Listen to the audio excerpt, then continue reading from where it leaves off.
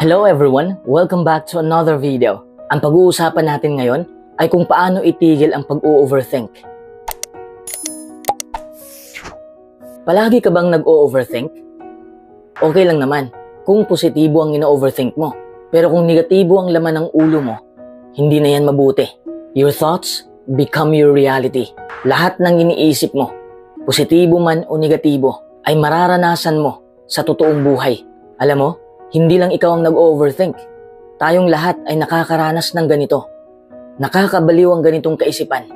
Kahit maliit na bagay, ay siniseryoso natin. Bumubuo tayo ng negatibong senaryo sa ulo natin. Ang nakakatawa pa, hindi lahat ng pinag-iisip natin ay mangyayari.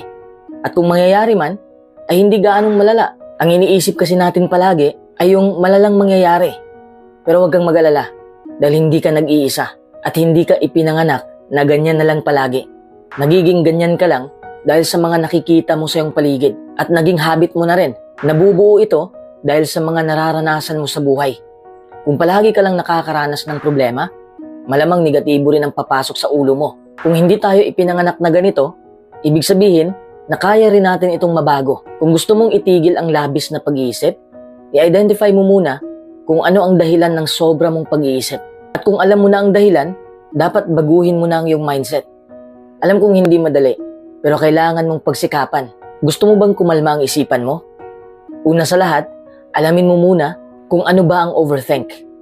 Ito yung nag-iisip ka ng sobra o pinag-iisipan mo ng matagal ang isang bagay. Natural na sa ating mga tao na mag-isip talaga para makagawa ng desisyon. Mag-isip sa kahit anumang sitwasyon para may maaaksyonan tayo.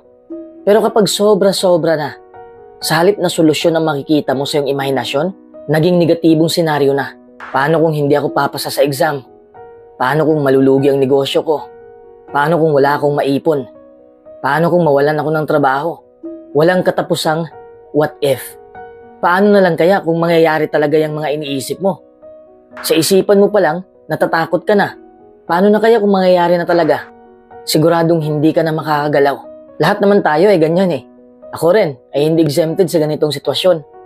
Naranasan ko ng mag-alala at na-stress dahil mahilig din akong bumuo ng malalang sitwasyon sa isipan ko. Pero ang nakakatawa pa doon, yung mga iniisip ko noon, hindi pala nangyari ngayon. Nasasayang tuloy ang aking lakas at oras sa mga panahong yon. Pero may mga taong nahihirapang kontrolin ang isipan nila. Palagi silang nag-aalala sa mga hindi nila nagawa noon. Nag-iisip ka rin ng sobra kung ano ang iniisip ng ibang tao sa'yo. Pero sa katunayan, wala naman talagang masamang iniisip ang mga tao tungkol sa'yo. Akala mo lang yon. Sa pag-o-overthink mo, pilit mong hinuhulaan ang kinabukasan mo. Pilit mong inaayos ang nakaraan mo. Iniisip mo na rin ang mga taong walang pakialam sa'yo. Lahat ng yon ay ilusyon mo lang. Ang nakaraan ay wala na. Ang kinabukasan ay wala pa. Ang mga tao na nakatingin sa'yo ay walang pakialam sa'yo. Don't let your negative self-talk build up in your mind. Sabi ko nga kanina, ang labis na pag-iisip ay makakabuo ng problema na hindi naman umiiral. Napakasakit, di ba? Palagi mo kasing inulit-ulit ang siklo ng iyong isip hanggang sa napaparalisa ka na. Hindi ka makakausad. Hindi ka makakatulog ng maayos. Nakapikit nga ang mga mata mo, pero mulat ang iyong isipan. Ito rin ang dahilan ng pagkatakot. Hindi ka na kumikilos kasi nga takot kang magkamali. Pero alam mo, mas mabuti pang magkamali sa pagkilos kaysa sa wala kang kinikilos. Paano mo malalaman kung mali ba yon o hindi kung wala kang ginawa? Kung may nagawa ka mang mali, at least alam mo na mali pala yon at hindi mo na uulitin pa. Mahirap i-shutdown ang utak natin. Araw-araw umaandar. Kung ano-ano na lang ang pumapasok. Ang malala pa, pinaniniwalaan natin ang lahat ng pumapasok sa isipan natin. Kaya ang daming tao sa mundo ang nadidepress. Ang daming na-stress. Ang daming sumuko sa buhay. Tanungin nga kita, bakit labis kang nag-iisip? Kailangan mo muna yung sagutin bago mo makontrol ang iyong isipan. Labis kasi ako nag-iisip kasi napakatindi ng problema ko. E ano ba ang problema mo? Kailangan mong alamin ang ugat ng pangyayaring to. Hindi mo ito maitigil kung mga sanga lang ang binabali mo. Dapat patayin mo ang mismong ugat upang hindi na ito tutubo pa. Siguro labis kang nag-iisip dahil insecure ka. Kulang ka ng tiwala sa sarili mo at sa ibang tao. Kung yan ang dahilan, kailangan mo munang tratuhin ng maayos ang sarili mo. Kailangan mong mahalin ang sarili mo. Nag-overthink ako kung hindi magre-reply kaagad ang partner ko. Ibig sabihin, nakulang ka ng pagtitiwala. Isipin mo palagi na hindi mo makukontrol ang lahat ng tao. Kung gagawa sila ng ikakasakit sa'yo, wala ka nang magagawa dun. Kasi yun ang kagustuhan nila. Yun ang pinipili nila. Pero bakit nga ba natin itigil ang labis na pag-iisip? Sa totoo lang, may pakinabang naman ang labis na pag-iisip dahil dito mahuhubog ang ating pagkamalikhain at pagdidesisyon sa buhay. Ito'y tagatulak sa sarili natin. Depende rin kasi kung ano ang iniisip mo.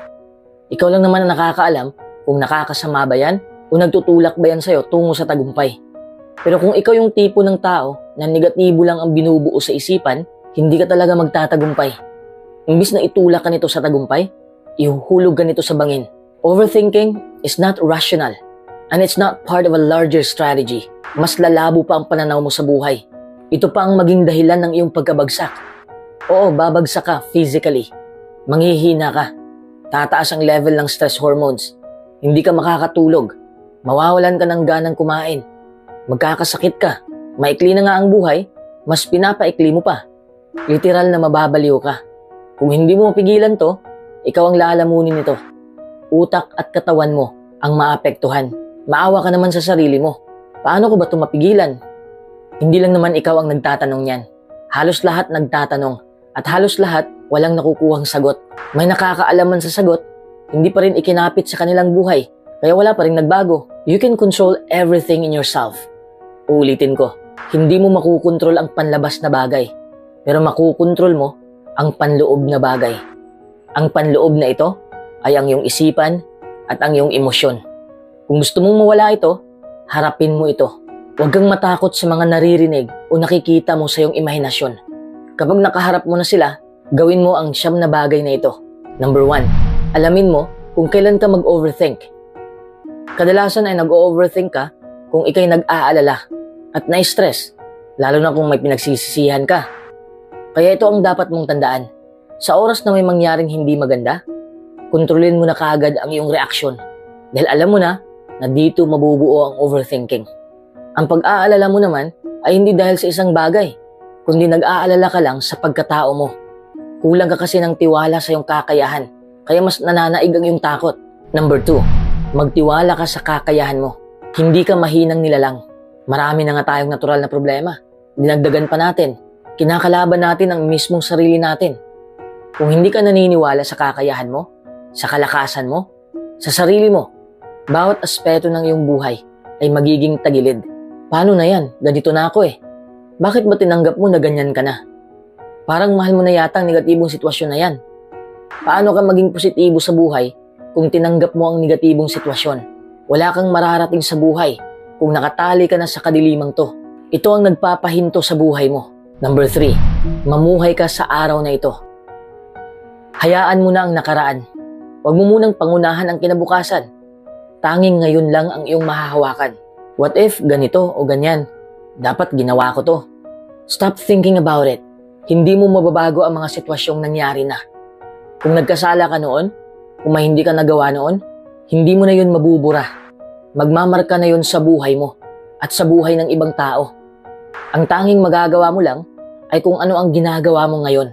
Huwag mong hayaan na ang labis mong pag-iisip sa mga bagay na walang kabuluhan ay sisira sa mga pangarap mo at sa buo mong pagkatao. Number 4, matuto kang mag-meditate. Ang meditation ay tutulong sa'yo upang pakalmahin ang iyong kaisipan. Pumunta ka sa tahimik na lugar at doon mo ibuhos ang iyong mga negatibong saloobin. Mas mararamdaman mo ang iyong buhay ngayon. Mas makukontrol mo ang takbo ng iyong isipan at emosyon. Mas madali mo ring mapansin ang mga bagay na nakamit mo na. Madali mo ring makikita ang kagandahan ng paligid. Hindi ka ba magpapasalamat? Kahit ang gulo na ng buhay, pero napakaganda pa rin ang pagtrato ng Diyos sa atin. Dahil sa meditation, mabubuksan ang iyong kamalayan. Sanayin mo ang iyong isipan na bigyang pansin ang araw na ito. Number 5, kontrolin mo ang iyong emosyon. Ang pagsubsob sa sarili mo sa mismong araw ngayon ay hindi ibig sabihin na isubsob mo rin ang negatibong kaisipan sa ulo mo. Ibig sabihin na kumalma ka lang upang madali mong maunawaan kung anong dahilan ng kanilang paglabas para mas madali mo itong matanggal. Kung nababalisa ka, hanapin mo ang dahilan. Harapin mo ang mga ito. Huwag mong iparamdam sa mga ito na takot ka. Alam mo, ang kalaban mo ay ilusyon lang. Number 6, lahat ng problema ay may solusyon. Kahit anong problema, may solusyon. Maniwala ka man o hindi, may solusyon talaga ang lahat. Alamin mo kung ano ang problema mo at doon ka mag-focus sa solusyon. Mahirap gawin yan, lalong-lalo na kung mabigat ang problema natin. Mas madaling mag-focus sa problema, di ba? Walang ka-effort, pero huwag kang magpapatalo. Ikaw ang driver ng iyong buhay. Kung ang dahilan ng labis na pag-iisip mo ay stress sa trabaho, siguro oras na para humanap ka ng ibang trabaho. Hindi pwedeng reklamo ka ng reklamo sa trabaho mo, pero hindi ka pa rin umalis. Araw-araw ka na lang bang ganyan? If you're not where you want to be in life, then do something to change your path.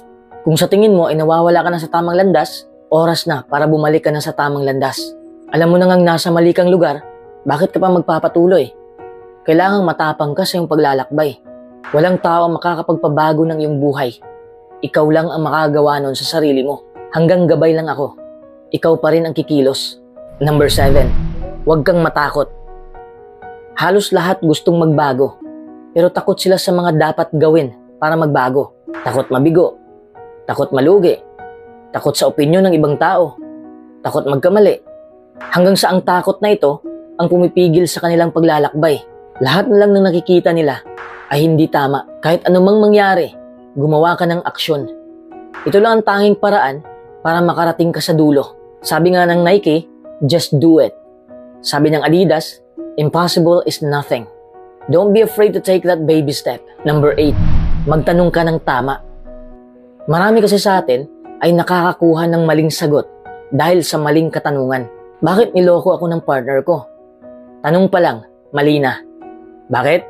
Lahat ng sagot dyan ay mga negatibo. Pangit kasi ako. Mahirap lang kasi ako. Simple lang kasi ako. Imbis na solusyon ang iyong makukuha, problema pa ang naging resulta. Mas lalong bumaba ang iyong self-esteem. Palitan mo ang tanong ng, bakit nakaka-attract ako ng manlulokong tao?